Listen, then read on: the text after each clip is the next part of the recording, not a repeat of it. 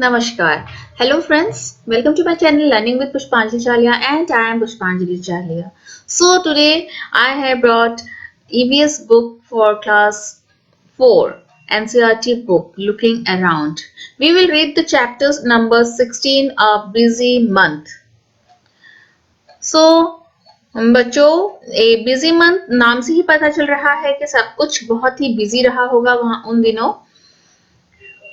और मैं आपसे एक बात कहना चाहूंगी कि आप लोग मेरा वीडियो एंड तक देखें so that you can get the tips which I give.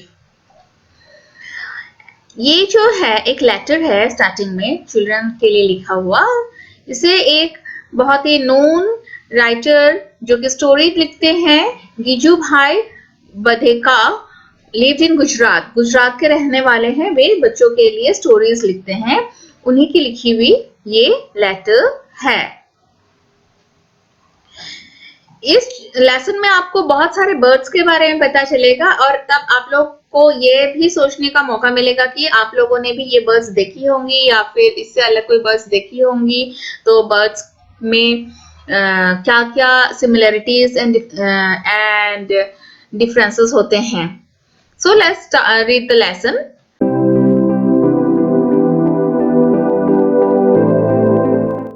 बाल मंदिर भावनगर 13 अप्रैल 1936। ये तो एड्रेस है जहां को ये लेटर गया था। Dear children, it is 3 o'clock in the afternoon। दोपहर की 3 बज रही थी। There are no clouds in the sky. कोई भी बादल नहीं छाया हुआ था। The sun is burning hot. और धूप बहुत जोरों की निकली हुई थी, तेज।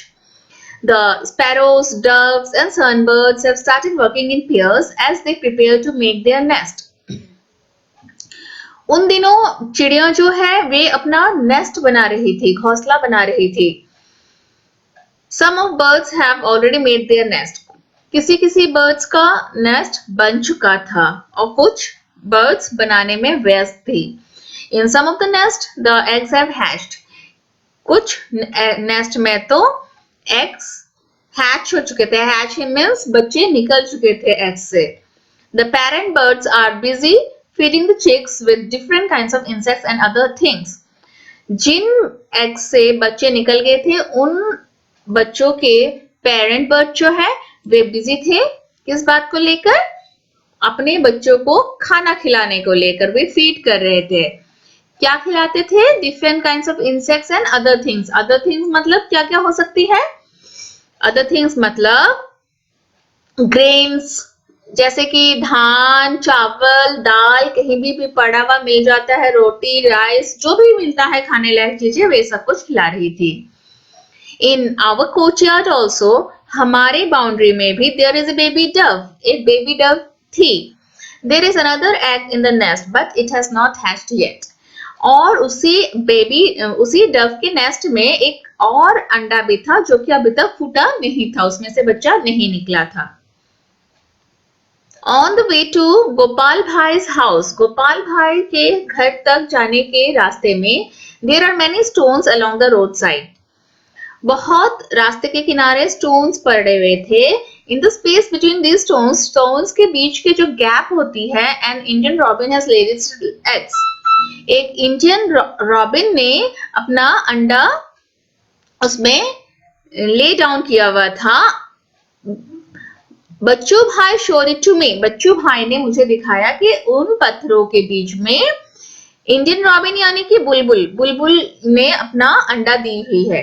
I look through the binoculars, मैंने बाइनोक्यूलर्स से देखा। I saw that the nest was made of grass.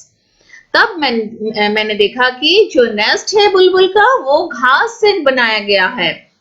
On top there were soft twigs, twigs यानी कि जो वो कोपले होते हैं ना, उस तरह के कोपले थे।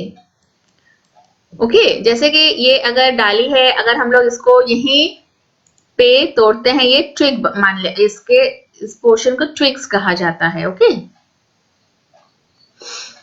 और क्या क्या लगा हुआ था? On the top there were soft twigs, roots, wool, hair and cotton wool.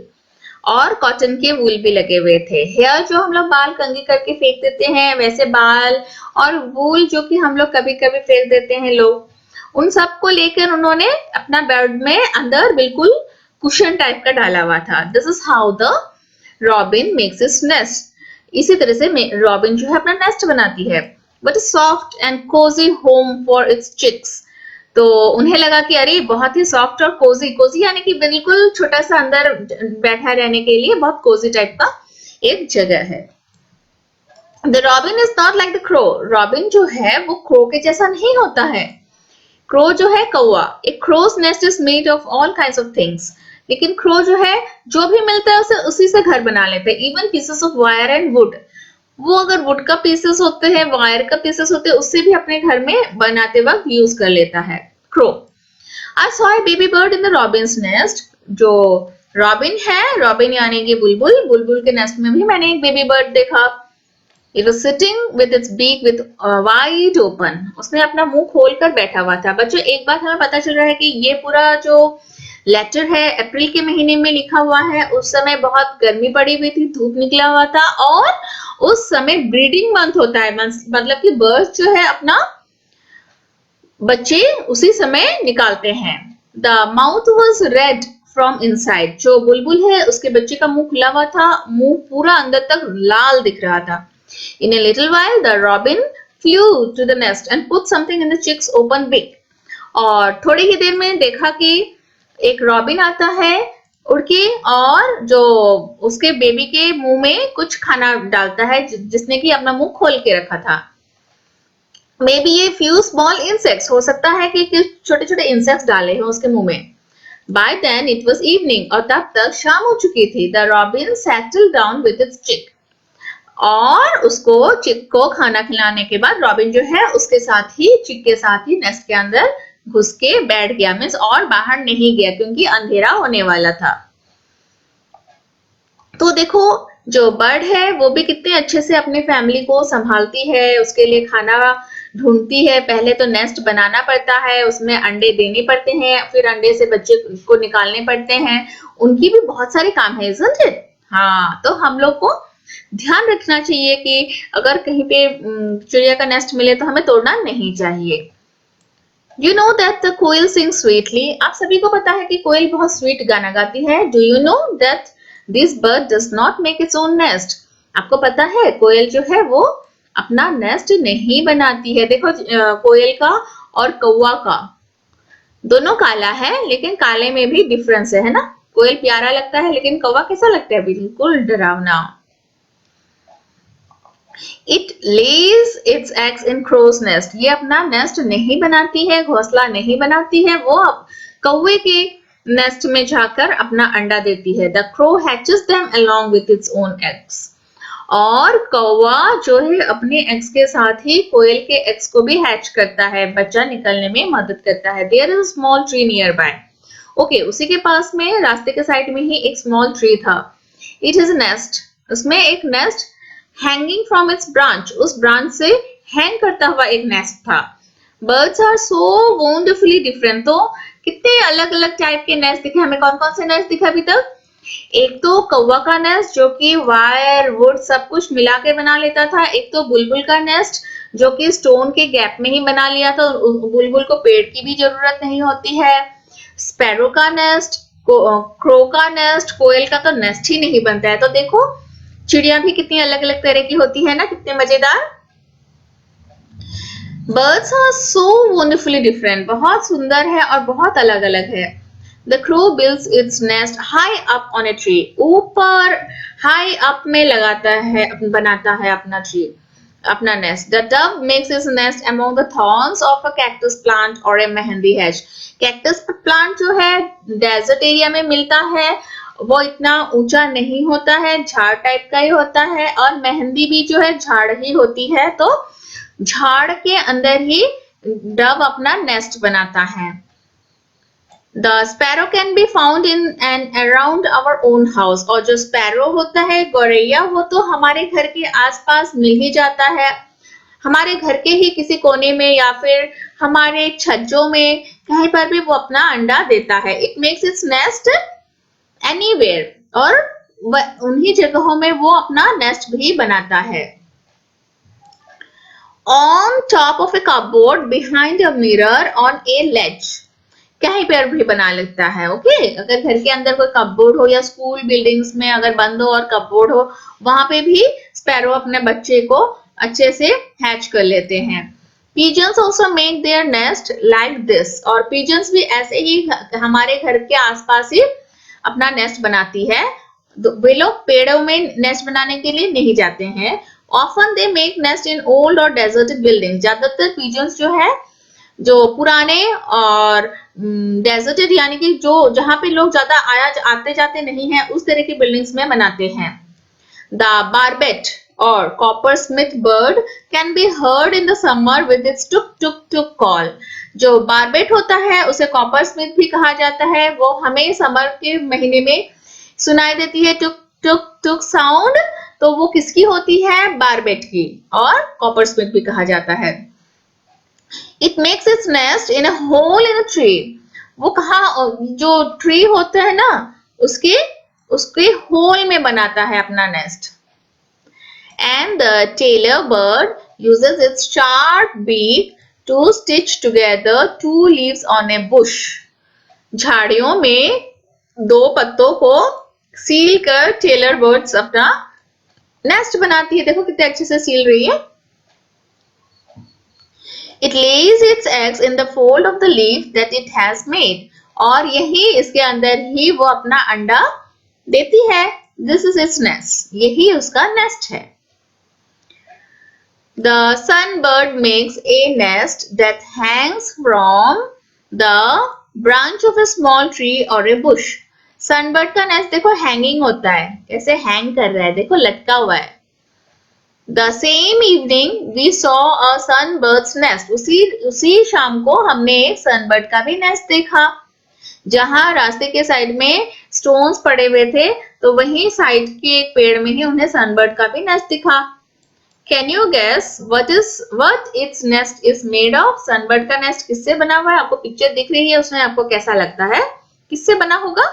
The nest has hair, grass, thin twigs, dry leaves, cotton wool, bits of tree bark, pieces of cloth, rags and even spiders' cobwebs.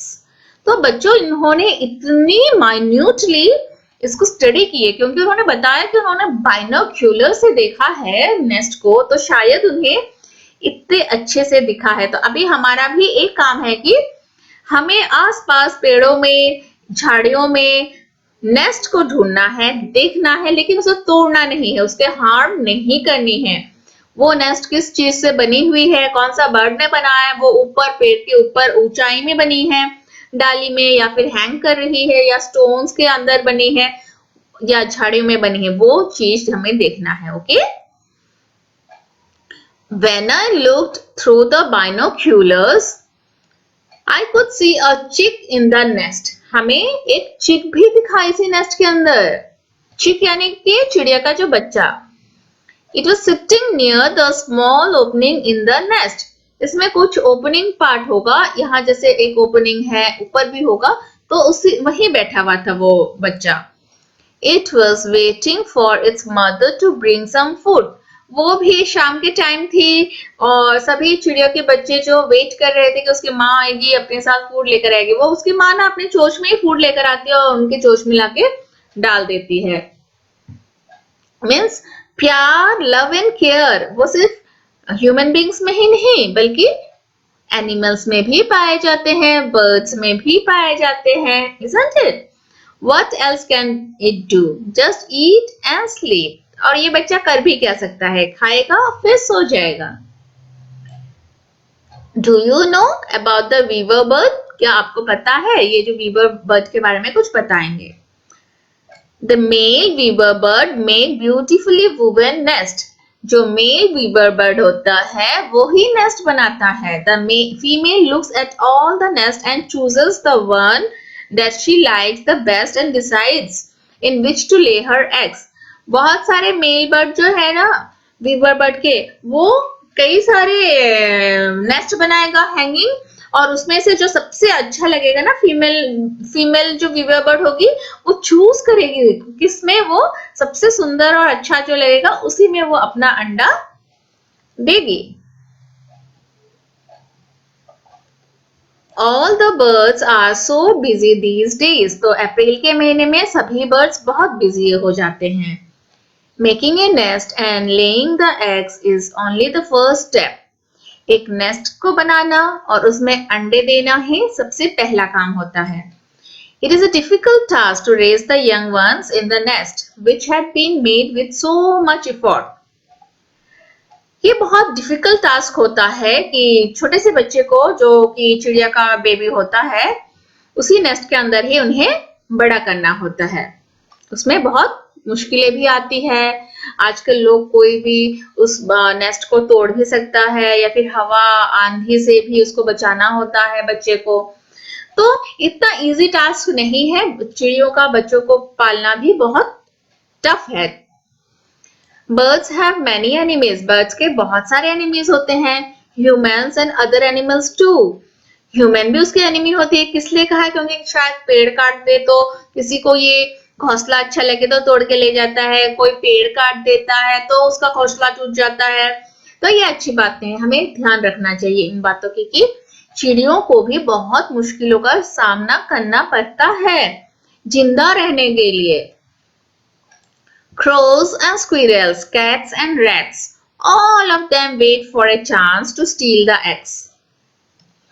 वो steal means चोरी करते हैं, okay? कौन कौन? Crows यानी कि कौवे, squirrels यानी कि गिलहरी, फिर बिल्लियां, नहीं तो rats यानी कि चूहे। वे लोग भी रुके रहते हैं कि कब दोनों चिड़िया निकल जाए और उनके अंडों को चुरा ले। Many times they even break the nest. बहुत दिन तो ऐसा भी होता है कि वे लोग आकर उनका नेस्ट को तोड़ भी देते हैं। To keep oneself safe from danger, to find food, make a nest, hatch the eggs, and raise the chicks safely. All these are tests for every bird. तो क्या होता है कि ये एक प्रकार की टेस्ट ही होती है, एग्जाम देना पड़ता है ताकि डेंजर से बच सके। To find food, खाना ढूंढने जा सके। Make a nest, hatch the eggs, nest बनाने का काम, फिर उसमें अंडे से बच्चे निकालने का काम और फिर बच्चों को सेफली बड़े करने का। जब तक बड़े नहीं हो जाते डेंजर तो बनी रहती है, कोई भी आकर उन बच्चों को खा सकता है। सो ये उनके लिए भी एक परीक्षा की तरह ही होता है। हमें जितना हो सके हेल्प करना चाहिए। उन दिनों में बहुत गर्मी पड़ती है तो हमें एक कटोरी पानी रखनी चाहिए बाहर ताकि चिड़िया को पानी खोजने में ज्यादा तकलीफ ना हो। कुछ जो हम लोग खाना खाते हैं उसके अगर बच्चे खाने होते हैं तो हमें क्या करना चाहिए कि बाहर सेफली एक कटोरी में रखना चाहिए ताकि वहां से ले जाकर भी वे अपने बच्चों को खिला सके। And see how the birds still sing with joy and spread their wings and fly freely. इतने तकलीफों के बाद भी देखो कैसे बर्ड्स जो है कितने खुश रहते हैं, अपने पंख फैला के उड़ते हैं और घूमते फिरते हैं फ्रीली, है ना? So that is all for now. Salam, blessings from your गीजू भाई। तो गीजू भाई का लेटर यहीं समाप्त होता है। इतना सुंदर लेटर गीजू भाई ने इतनी अच्छी तरह से लिखा है, इतना अच्छा तरह से डिस्क्राइब किया है, हमें ऐसा लग रहा है जैसे कि चिड़ियों के बारे में हमें बहुत पता चल चुका है और अब से हम भी चिड़ियों का बहुत ख्याल रख पाएंगे। Isn't it? So next question. How many years ago did गीजू भाई write this letter? आपको क्या लगता है कितने साल पहले ये लेटर? Yes, 13 अप्रैल 1936। तो आप लोग खुद ही अंदाजा लगाइए। अंदाजा किया आज का जितना डेट है उस डेट से आपको इसको माइनस करना है। गीजू भाई wrote this letter 84 years ago. आज से 84 years ago ये लेटर लिखा गया था। Find out how old your grandfather and grandmother were at that time. उस समय आपके ग्रैंडफादर या फिर ग्रैंडमदर की एज कितनी हुई होगी ये आपको खुद से फाइंड आउट करना है। Okay, you discuss with your parents or grandfather or grandmother so that you can able to write this answer. You have to write this answer by yourself. खुद से लिखना है. Next question. This letter talks about many different birds. इस letter में बहुत सारे birds के बारे में बताया गया है. How many of these birds have you seen? इनमें से कौन कौन से birds आपने देखे हैं? बच्चों crow जो है बहुत commonly दिखता है, isn't it? तो ये तो आपने देखा होगा. So you write your answer by yourself. और कौन कौन से birds देखे हैं? crow देखे होंगे, sparrow देखे होंगे, dove देखे होंगे, और pigeon देखे होंगे, peacock भी देख सकते हैं. आप लोग इसमें लिखिएगा. How many other birds have you seen? Which ones? और दूसरे इस लेसन में जितने बर्ड्स है उसमें से अलग कोई बर्ड्स आपने देखे हैं तो उसके नाम लिखिए. Have you seen a bird's nest? क्या आपने बर्ड का नेस्ट कभी देखा है? Where did you see it?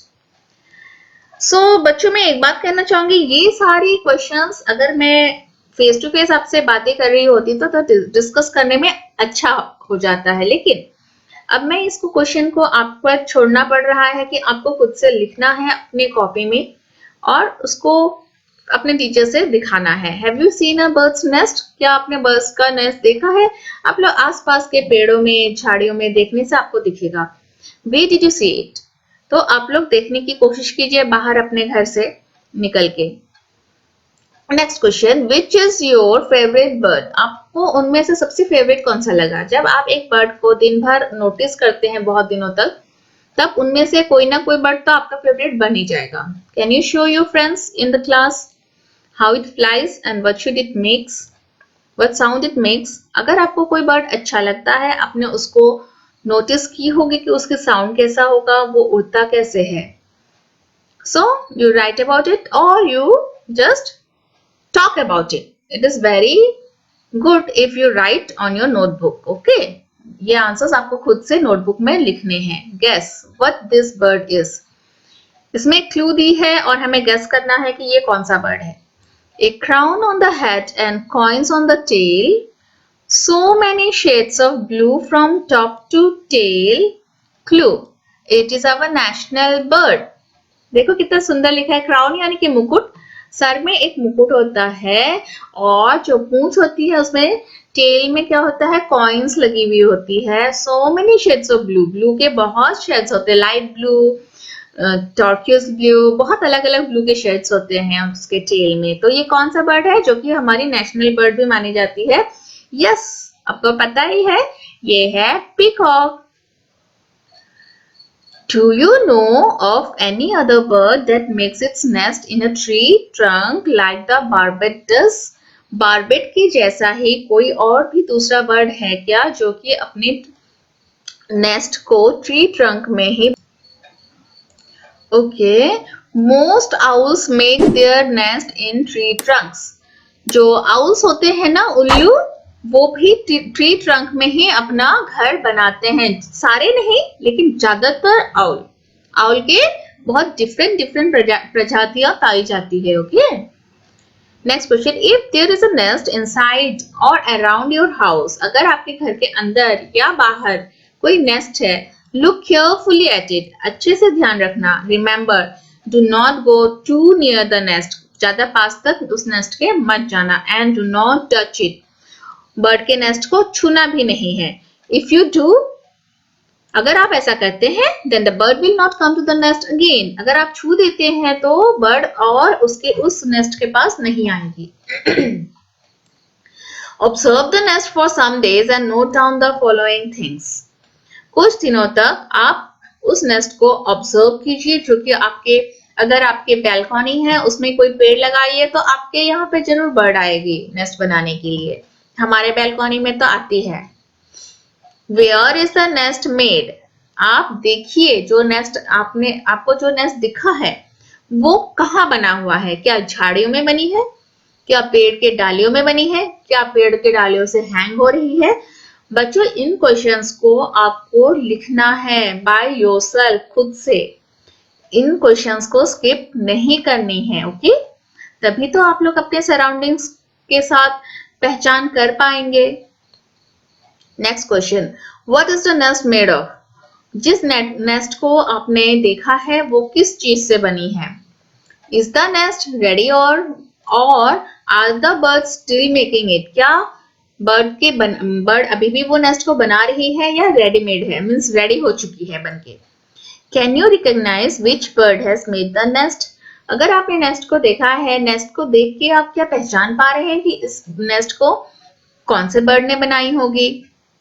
हमने अभी कई सारे नेस्ट के बारे में पढ़ा है, उनमें से अगर आप लोग अभी नेस्ट आपको दिखते हैं तो बनाने के स्टाइल से मे बी आपको पता चल भी सकता है कि कौन सा बर्ड ने बनाई है।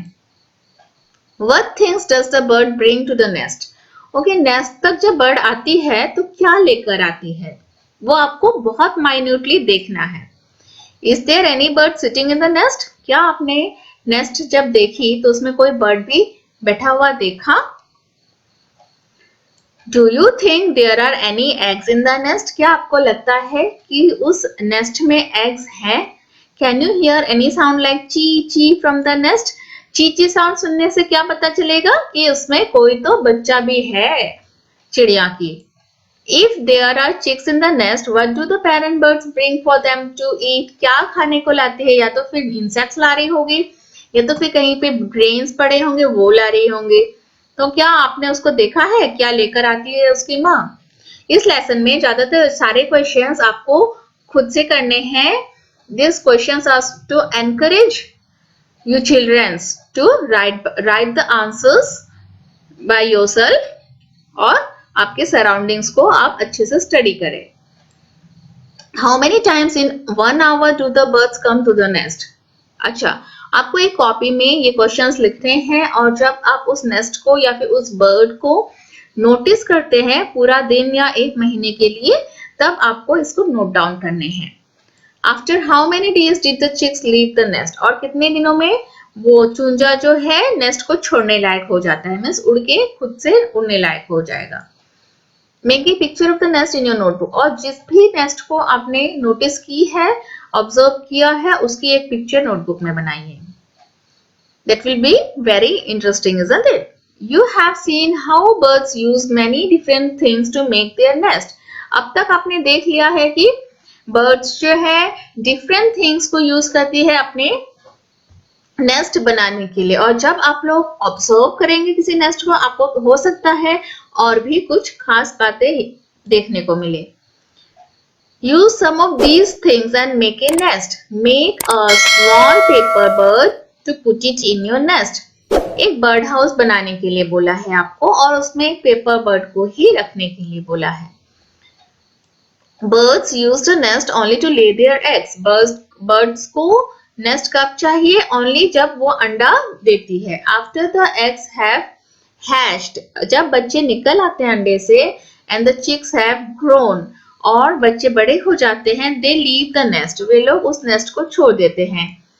Imagine how it would be if we also have to leave our homes as soon as we learned how to walk and talk.